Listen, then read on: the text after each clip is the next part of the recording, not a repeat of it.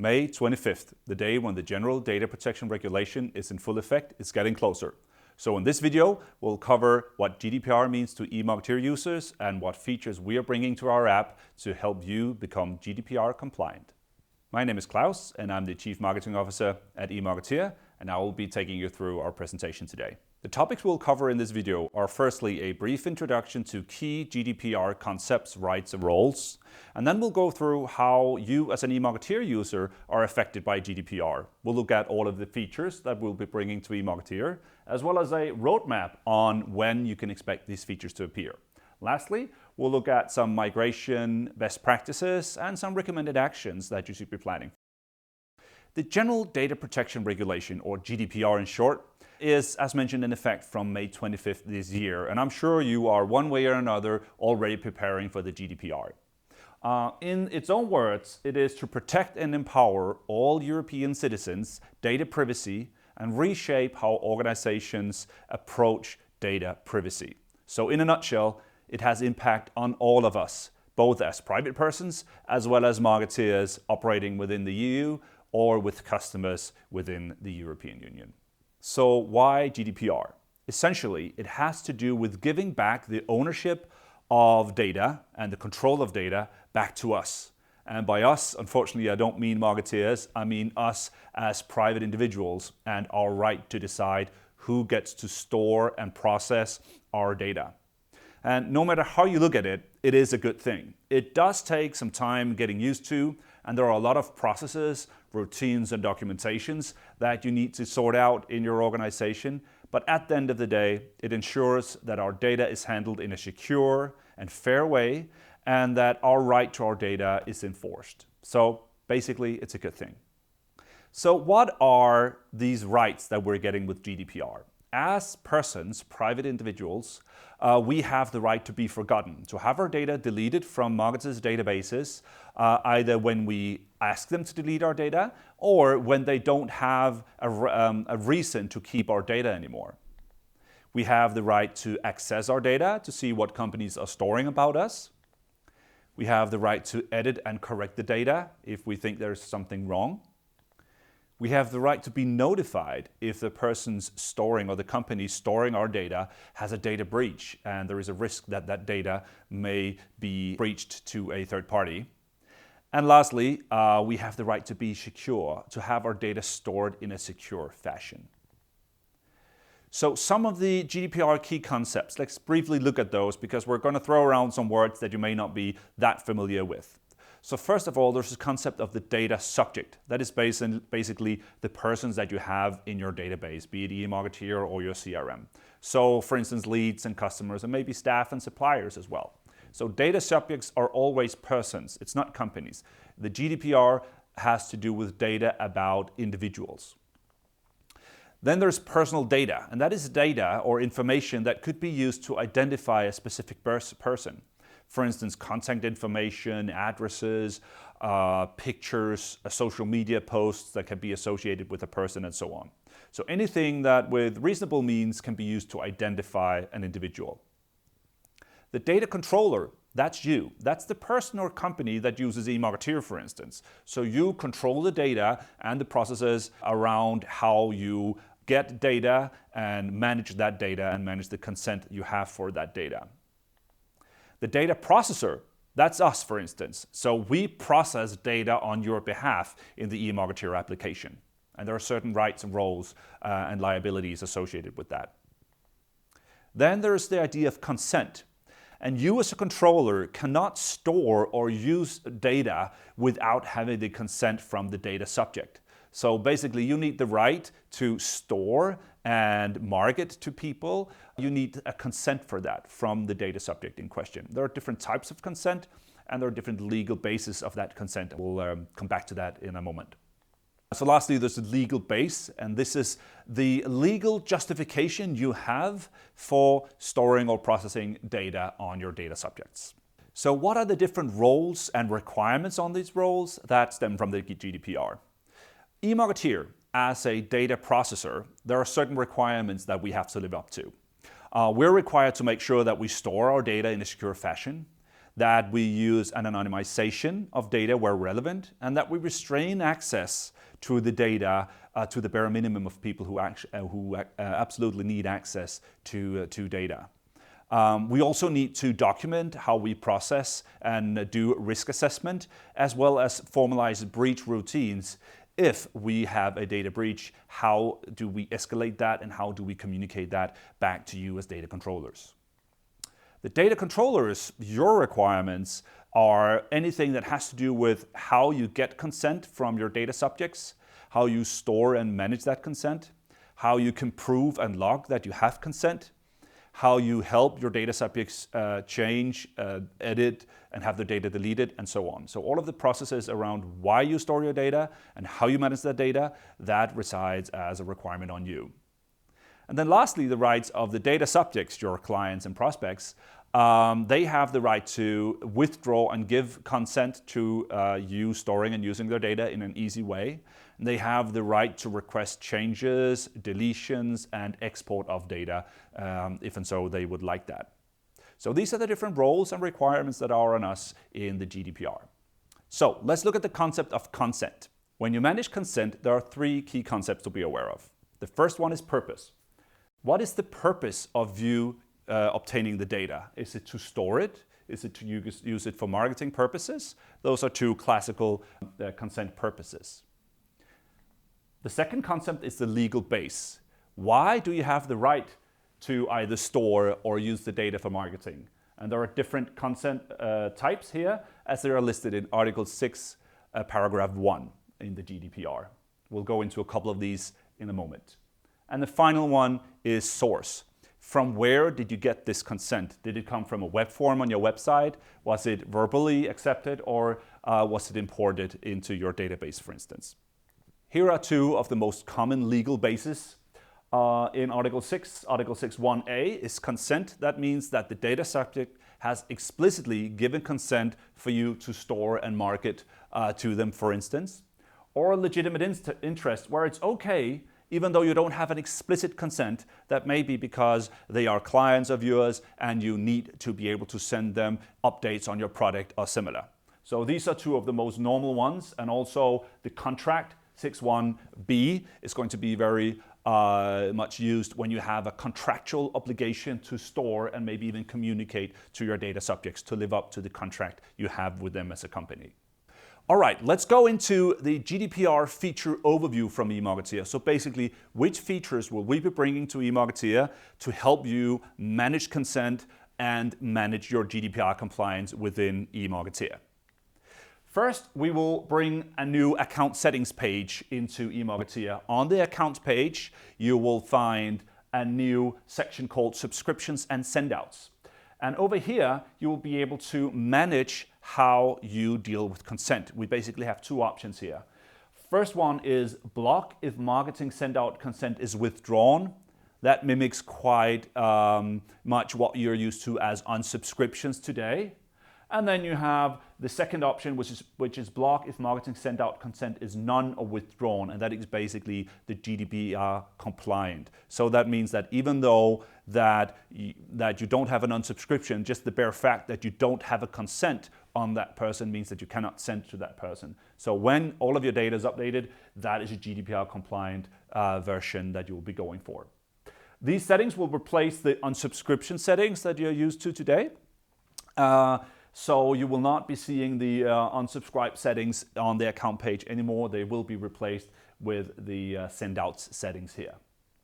We will also introduce the concept of subscriptions. This is not necessarily something to do with GDPR, but it's a much requested feature and it goes very well in hand with managing consents as well. So subscriptions is basically different categories of sendouts that you can do in eMarketeer, and you can now create different subscriptions and you can create different categories there so you can organize your mailings. That means that your recipients can subscribe or unsubscribe from different categories of mailouts from you. So they may be subscribing to newsletters, but they wouldn't like event invitations, for instance. The next key area is the contact card that will change with the introduction of the GDPR features.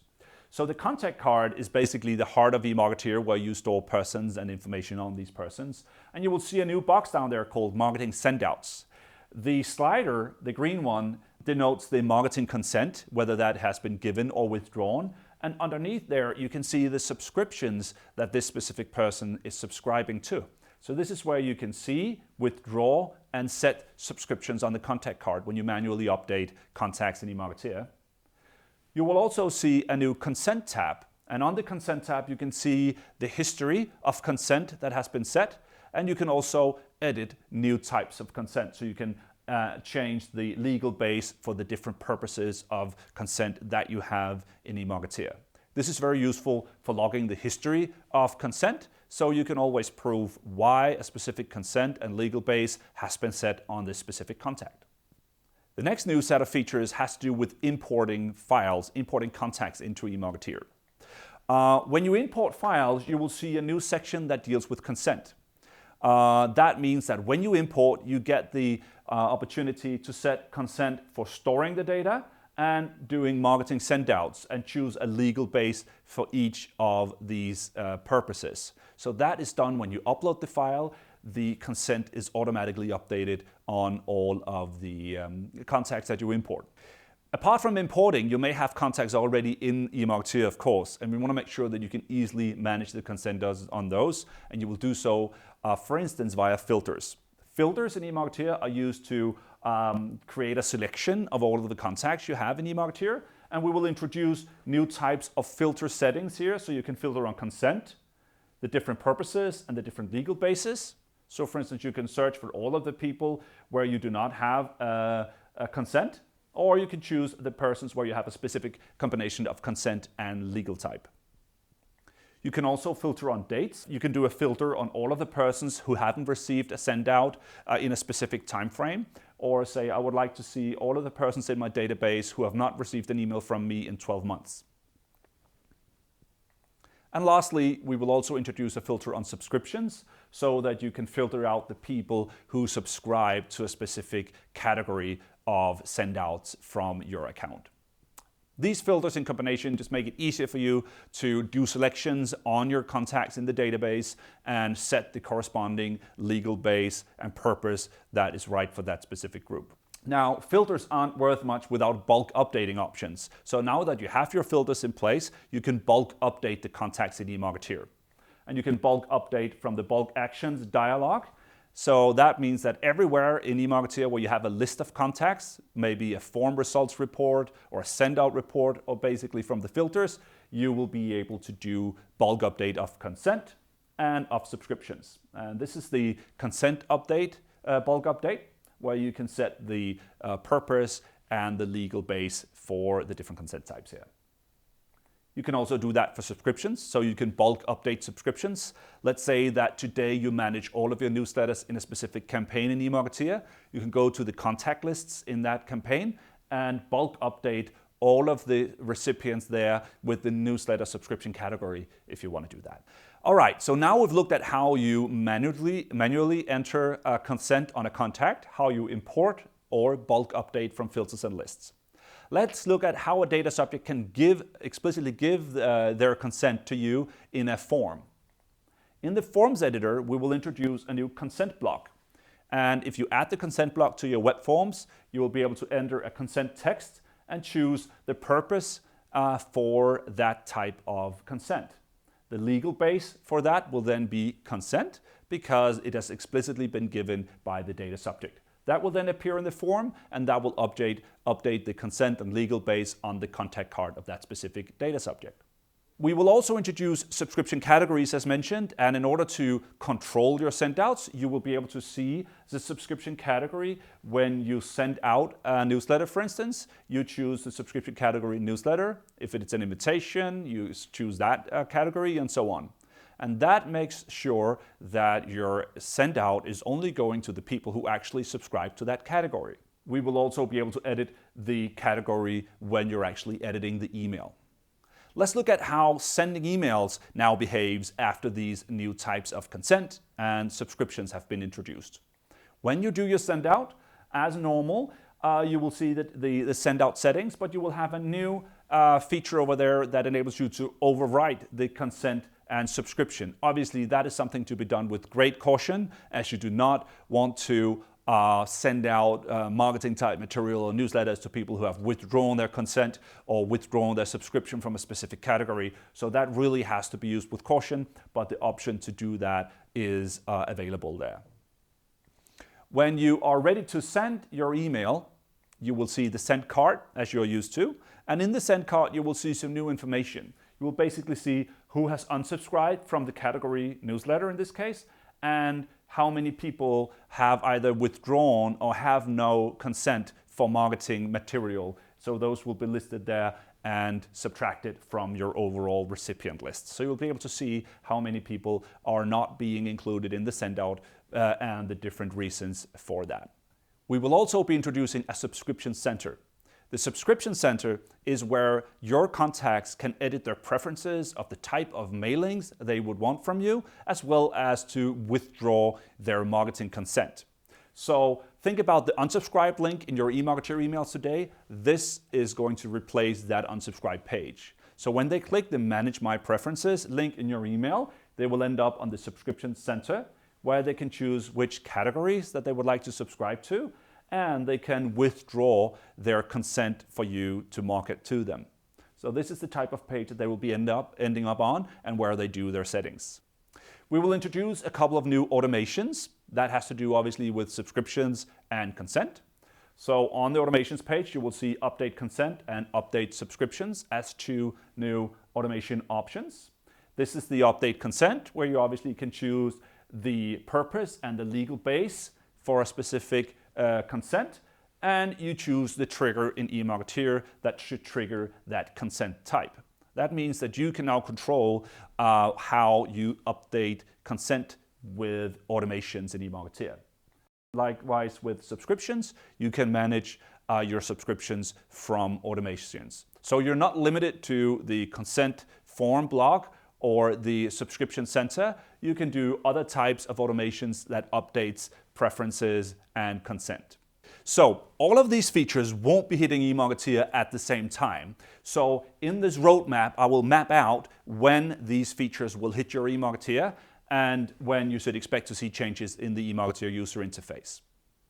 What we have done up until now with regards to GDPR since early last year has to do with a lot of work behind the curtains. It has to do with security and access to data. So basically we've been improving our logs and audit trails. We've been improving the security. We've been doing security audits on the eMarketeer platform in general. So we live up to our rights as data processors with regards to storing your data in a secure fashion. And from now on, we will start the roadmap that is kind of client-facing, the features that you will be seeing in the app. It is split into three phases. The first phase is called consent and filters. This is where you manage consent and where you can filter out contacts and create your selections there for updating. The next phase has to do with subscriptions. This is where the subscription categories come in. And lastly, we're looking at SuperOffice CRM and how you sync consent and subscription to the SuperOffice CRM if you are using that integrated with eMarketeer. Each phase is split into 2 releases. So phase 1 will consist of release 1 and 2. Phase 2 will consist of release 3 and 4. And phase 3 of releases 5 and 6. The first one is scheduled to hit you already Thursday, the 8th of February. And then end of February, early March, we will see the next round of releases coming out. This map is a reference for you to see when the different features are coming out. So you have phase 1, and you have all of the different areas in the app that will change. And you have the white features are in release 1, and the green features are in release 2. So in a nutshell, release 1 coming this week, you will see the consent tab on the contact card, the consent edit and lock on the contact card. You will see the consent filter. You will see the ability to bulk update consent in eMarketeer, and you will have the ability to set consent purpose and legal base when you import files into eMarketeer. And the rest of the green ones, they will come in release 2 in this phase 1 of the roadmap. So this card can be used as a reference for when releases will be coming. Phase 2 and 3, we don't have specific dates of where the features fit in, but that will be updated as soon as that is released. This roadmap will also be available on our support site. So let's look at release 1. that comes February 8th, and what this release is all about. So as mentioned, it implements the consent service in eMarketeer that enables you to set and review consent on all of your contacts. It's not connected to your sendouts yet, so the consent that you set will not block your sendouts yet. That will come in release 2. You will be able to get acquainted with the new feature and set consent on contacts manually and when you do file imports. So the recommended actions are, you don't really need to do anything right now, but we encourage you to start preparing and getting ready for mapping out which forms and sign up constitute a consent, mapping out which list, campaigns, or the like that constitute the different subscription categories, and consider what your framework for legitimate interest is. These are some of the preparations you can do already, and then when release 2 comes that include the bulk updating features, you will be able to start updating the consent types on your contacts. So a few notes on release 2, which is approximately around March 1st. The old unsubscription flag on the contact card will automatically be migrated over to the new marketing consent. The form and consent block and automations will be introduced, so you can start closing the loop on getting consent from your web forms and setting consent with automations. The recommended actions here are to swap or add consent in forms to the new content block. So basically take your web forms and include the new consent block in those web forms. To update web forms so that the checkbox is there if you don't have a checkbox there today. Set all the contact purpose to store and consent type to legitimate interest where that makes sense. So basically all of the contacts in eMarketeer, you want to make sure that you have the right to store them, and if you don't, consider getting rid of the contacts where you cannot say you have a legitimate interest in storing them. Consider how you would like to set the marketing consent to legitimate interest as well for all contacts that have received an email from you, for instance, in the last 1 to 2 years. This is basically up to you to decide what constitutes a legitimate interest in your case with regards to having the marketing consent on those contacts. Lastly, we are looking at your ability to set marketing consent to consent for all the contacts that have opted in via your web forms. So if you today already have an explicit consent, for instance on an email subscription form or a webinar registration form or similar, if you have explicit consent, you can set the legal type to, or the legal base to consent on these contacts. That was a general overview of the features that we will be bringing to eMarketeer that help you become GDPR compliant. If you still have questions, and I'm sure you do, send us your questions about GDPR to support@eMarketeer.com. We will reply as fast as possible. Check out the resources page where we have a GDPR guide and support.eMarketeer.com, and there you will find the GDPR knowledge base that will have this video, all of the slides, the GDPR roadmap, the feature overview, and a lot more information on how to manage GDPR in eMarketeer.